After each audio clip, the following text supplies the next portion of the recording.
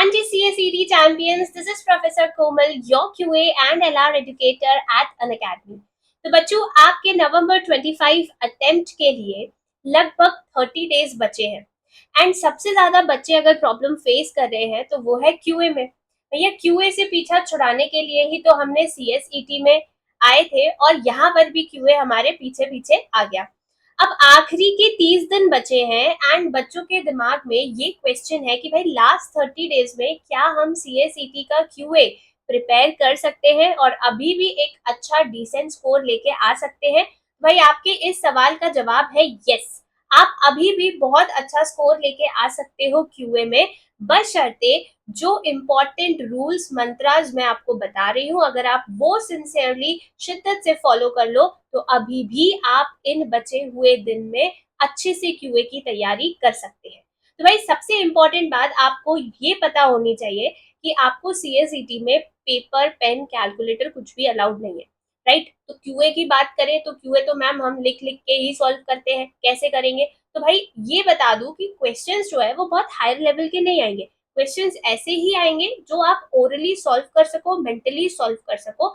इसके लिए आपको कुछ ट्रिक्स आना बहुत बहुत जरूरी है। और अगर आपको नहीं पता वो ट्रिक्स कौन कौन सी है तो अभी हमारा चैनल सब्सक्राइब कर लो, क्योंकि QA के लिए जो भी रिक्वायर्ड ट्रिक्स है वो सब मैंने आपको लेक्चर्स में प्रोवाइड की हुई है। तो आप उन लेक्चर्स को फॉलो कर सकते हो एंड अंडरस्टैंड करो उन सारी ट्रिक्स को, टिप्स को और इम्प्लीमेंट करो, and I am damn sure you will be able to get a very good score in QA, right. तो फटाफट समझते हैं कौन सी वो बातें हैं जो तुम्हें इन 30 डेज में फॉलो करनी है। सबसे पहले बेटा, बस सिर्फ 30 दिन बचे और अब अगर इन 30 दिन में भी तुम कंसिस्टेंट नहीं हुए तो कब होगे कंसिस्टेंट? कंसिस्टेंट का मतलब है कि ईमानदारी से रोज कम से कम 4 से 5 घंटे तुमको सारे सब्जेक्ट्स अच्छे से पढ़ने। मैं 4 से 5 घंटे QA के लिए नहीं बोल रही हूँ, बट इन जनरल बात कर रही हूँ कि रोज तुमको पढ़ाई करनी है। मन कहे कि भैया आज पढ़ने का मन नहीं कर रहा, तो भी तुमको पढ़ाई करनी है, क्योंकि अगर ये तुम 30 दिन नहीं पढ़ोगे तो फिर 100% पेपर क्लियर नहीं होने वाला है। तो सबसे पहला प्रॉमिस तुमको अपने आप से ये करना होगा कि बचे हुए 30 दिन में you are going to be super consistent. बिल्कुल छुट्टी नहीं लेने वाले हो तुम पढ़ाई से। फिर उसके बाद कंसिस्टेंसी मेंटेन करते हुए तुम्हें अपने QA के जितने भी चैप्टर्स हैं उनके कॉन्सेप्ट्स क्लियर करने हैं। इसके लिए तुम मेरे लेक्चर्स डेफिनेटली रेफर कर सकते हो, जिसकी प्लेलिस्ट तुमको इस चैनल पर मिल जाएगी। ठीक है। कॉन्सेप्चुअल क्लैरिटी के बाद जो भी तुम नोट्स बनाओगे उसको कंटिन्यू, बिल्कुल कंटिन्यूस लेवल पे, रेगुलर इंटरवल्स पे तुमको रिवाइज करते चलना है, ताकि तुम वो कॉन्सेप्ट्स, वो ट्रिक्स भूल ना जाओ। ठीक है। तो इसके लिए summary sheets is going to help you. And once you are done with the conceptual clarity, you must practice MCQs। आपके एग्जाम लेवल वाले MCQs आपको मैक्स टू मैक्स प्रैक्टिस करने।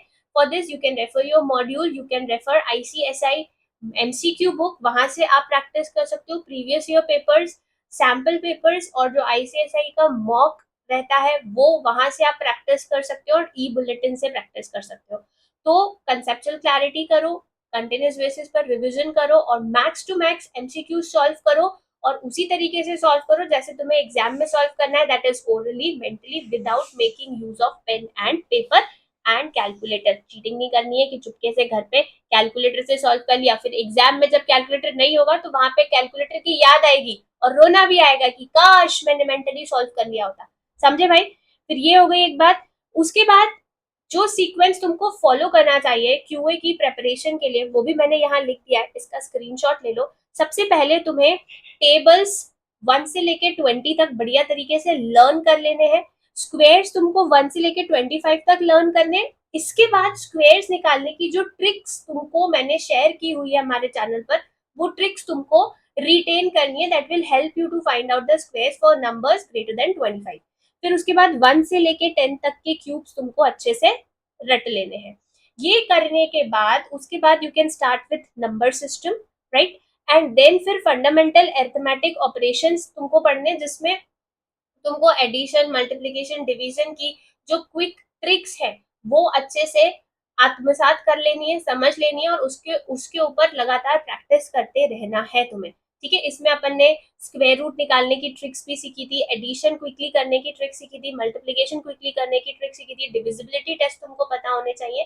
तो इन सारे ऑपरेशंस यानी एडिशन, सब्ट्रैक्शन, मल्टीप्लिकेशन, डिवीजन अगर तुम्हारे पक्के हो जाएंगे तो आने वाले टॉपिक्स तुम्हारे बढ़िया तरीके से बिल्कुल चिल बढ़िया हो जाएंगे, ठीक है। फिर उसके बाद इसके बाद तुम कौन सा टॉपिक लो, परसेंटेज, फ्रैक्शंस और डेसिमल्स। इसमें मैंने तुमको कुछ बहुत इंपॉर्टेंट परसेंटेज फ्रैक्शंस बताए थे, वो अच्छे से लर्न कर लो। उससे रिलेटेड जो फ्रैक्शंस और डेसिमल्स के कॉन्सेप्ट्स हैं वो बढ़िया तरीके से प्रिपेयर कर लो। फिर आता है रेशियो एंड प्रोपोर्शन। तुमने इसके पहले जितनी भी मेहनत करी है ना, addition, subtraction, division, percentage, fractions, ये सब तुमको रेशियो प्रोपोर्शन में, सिंपल इंटरेस्ट, कंपाउंड इंटरेस्ट में, प्रॉफिट एंड लॉस में और एवरेज में हेल्प करेगा। तो इसके लिए तुमको इन सारे अरिथमेटिकल ऑपरेशंस की ट्रिक्स पता होना जरूरी है, ठीक है। तो इस सीक्वेंस में अगर तुम क्यूए की तैयारी करते हो तो damn sure you will be able to complete the entire syllabus. Syllabus बहुत छोटा सा है, बहुत बड़ा सा सिलेबस नहीं है। टाइम पर मतलब हार्डली 10-12 डेज में अगर तुम बैठो तो ये पूरा सिलेबस अच्छे से हो सकता है, ठीक। एंड फिर तुम कंटिन्यूस बेसिस पर रिवाइज कर सकते हो, एमसीक्यूज प्रैक्टिस कर सकते हो। तो 30 days is more than enough for you to crack QA for CSET, ठीक है बॉस। तो आई होप आपको ये स्टडी प्लान अच्छे से समझ में आ गया है, एंड अगर आप इसको शिद्दत से फॉलो करेंगे, I am pretty sure that you are going to have a very good score in QA. Alright, तो अगर आप हमारे चैनल पर नए हैं तो चैनल को सब्सक्राइब कर लीजिए और अपने दोस्तों के साथ जरूर शेयर कीजिएगा। मिलते हैं एक और अमेजिंग वीडियो में। Till then guys, take care of yourself. Thank you so much.